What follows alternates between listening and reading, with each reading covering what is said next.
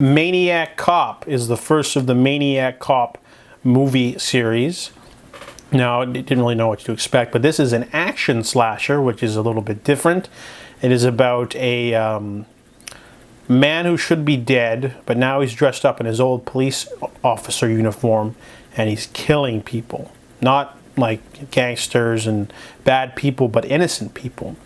And we're focusing basically on a couple of detectives that are investigating this because the Maniac Cop is going around killing innocent people. So now innocent people on the streets are afraid of police officers. Now they shoot at cops sometimes, or they're afraid basically. So our main characters are looking into this cop who was trying to fight corruption, and he got railroaded and sent to prison, and he was supposed to go to isolation, but he was like, I don't want to, and ended up getting shanked in the shower and cut up and should have died.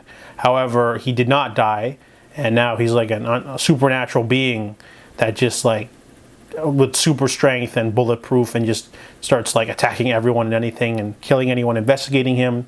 The movie itself is pretty entertaining. It's super violent. Especially there's a homage to the Terminator action sequence with the gun in the police station. That was pretty gnarly. But overall, it was just, it's written by Larry Cohen, who I've seen some of his movies, and directed by William Lustig, who has pretty solid direction. It wasn't like too special or anything, but it's got a solid cast. You got Tom Atkins in there, Bruce Campbell. The plot's okay. The movie is pretty solid. You don't really get to see a lot of action slashers where you have like a slasher element with a lot of guns. So that was unique. So I give Maniac Cop a 6.5 out of 10. Maniac Cop 2. Some people consider this better than the first one, but I disagree. This one basically is about the Maniac Cop who did not die in the first movie, but he's back. And basically saves a serial killer from getting caught by the police and teams up with the serial killer. And basically the plot's weird, but anyways, detectives are basically investigating the corruption from the first movie, and they're trying to hide the Maniac Cop from the media. So this detective's trying to champion for them to do the right thing. Meanwhile, the Maniac Cop's going on a rampage and takes hostages and wants to break into the old prison where he was brutally assaulted in the shower. That sequence in the end is kind of underwhelming. People like this one more, but I didn't really like it as much as the first one, to be honest. Some shocking deaths here and there, lots of violence, but I felt like the plot was just okay. So I give Maniac Cop 2 a 6 out of. Maniac Cop 3 Badge of Silence is the third and final entry of the Maniac Cop film series. Now this one is the lowest rated on IMDb for good reason.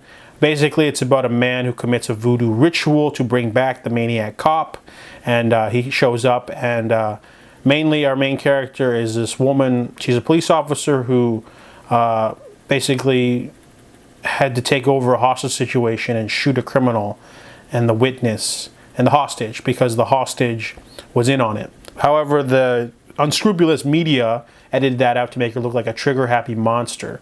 So now she's in a coma, and the corrupt city officials want to kill her for some reason.